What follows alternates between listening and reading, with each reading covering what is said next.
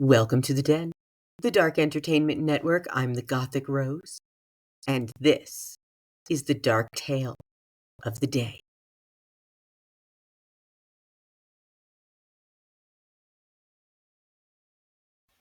I am the Gothic Rose, and this is the Dark Entertainment Network, a channel where the news meets conspiracy theories, makes babies in my brain, and it comes out my mouth. I also bring you the darkest, deepest secrets I can find, so if you like this type Welcome back, dear fiends of the den, as we continue the haunted history of Hollywood, and we are in the golden age of silent films.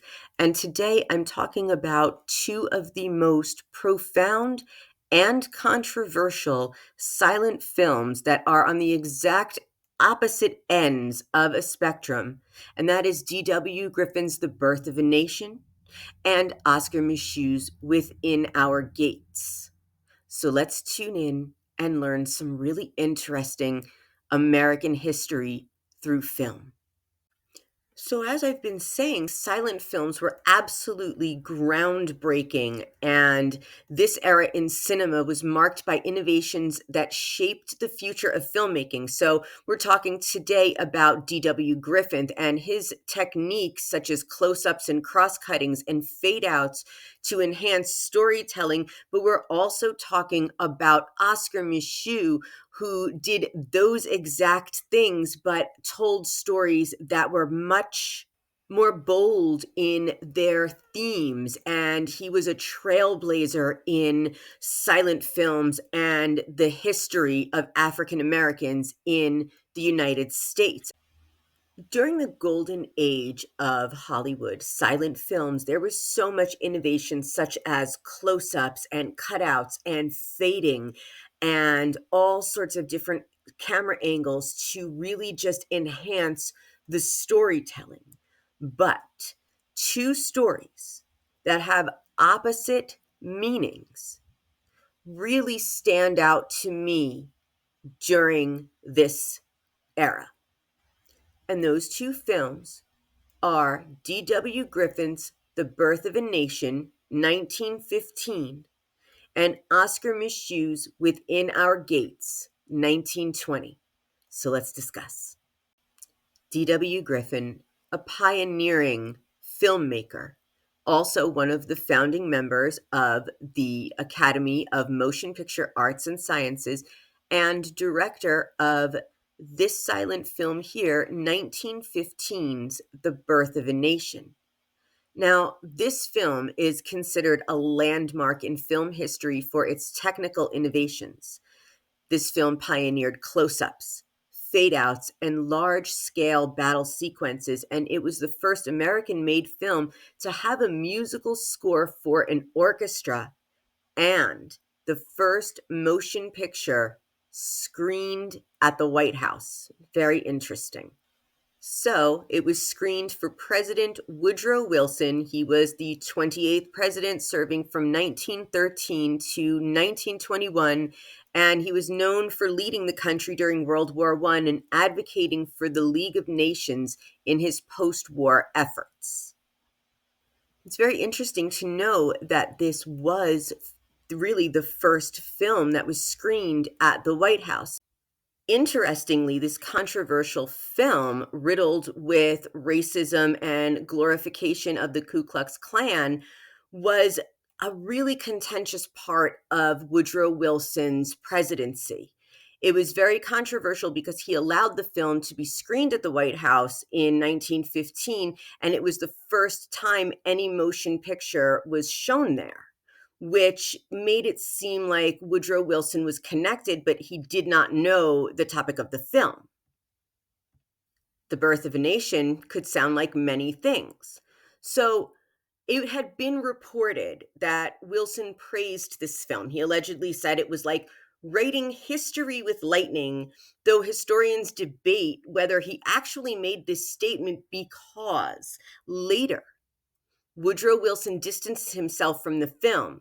He expressed regret over its divisive impact, and in a letter written 3 years after the screening, he reportedly described the film as unfortunate and wished its production could have been avoided, particularly in areas with large African American populations.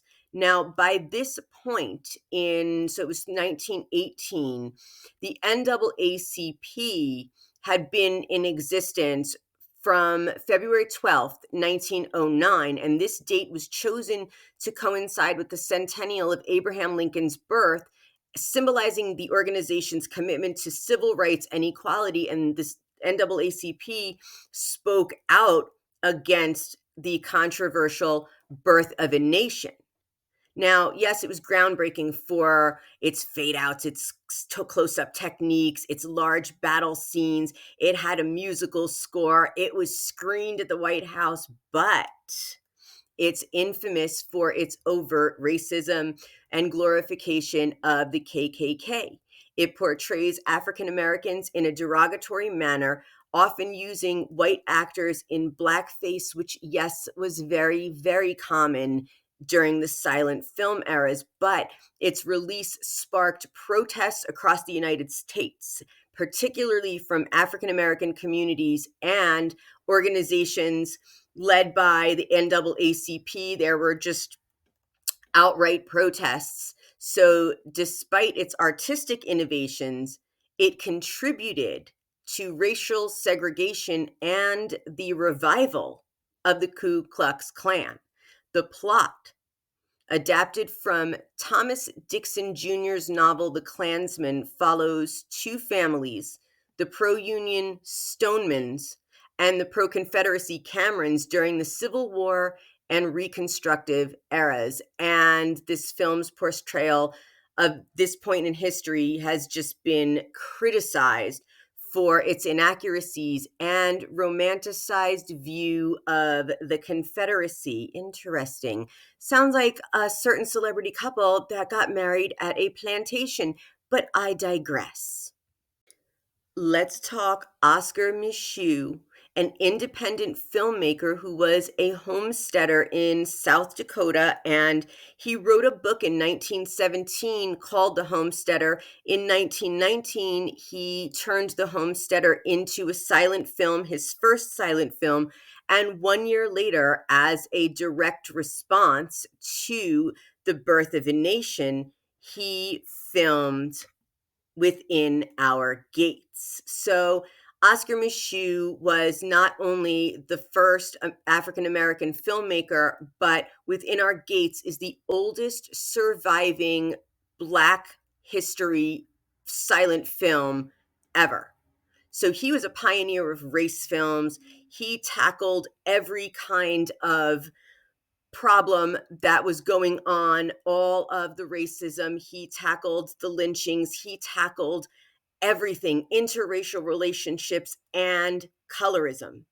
And he worked within very limited budgets. He used non-professional actors and minimal sets, but he was so creative at bringing these stories to life that none of that mattered. And his cultural impact was that his films were social commentary and empowerment for the African American community, inspiring future generations of filmmakers. And if you are interested, you can find the Oscar Micheaux Film Festival in late October in Los Angeles.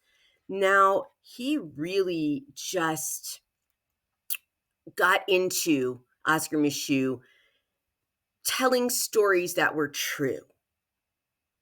So, Within Our Gates, 1920, is a silent race drama that portrays the racial situation in the United States during the Jim Crow era, and the oldest known surviving film by an African American director. It serves as a counter narrative to the racist depictions in films like The Birth of a Nation specifically. So this film follows Sylvia Landry, an African American woman who travels north to raise funds for a rural school in the South that serves impoverished African American children. And along the way, the story delves into themes of racial violence, systemic injustice, and it also explores Sylvia's personal history and her mixed race ancestry. So Oscar Micheaux's bold storytelling highlighted the struggles and resilience of the African American community during a time of widespread racial discrimination. And Within Our Gates is celebrated for its social commentary and its role in challenging white supremacy through cinema.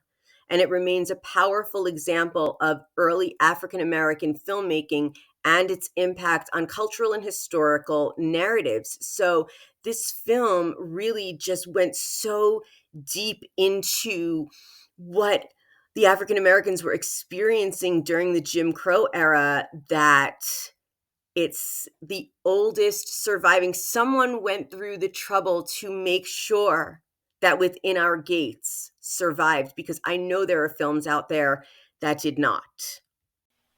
One more thing about the innovation of Oscar Micheaux is that he filmed and distributed his films directly to the theaters. He bypassed Hollywood. He bypassed all of the studios. He literally created on such a limited budget and put so much heart and soul and vision into creating not only works of art that told the stories of Jim Crow era, but a lasting piece of African American history that if someone did not hold on to it, we would not know about. We would not see. I have never seen the film, but I absolutely need to now.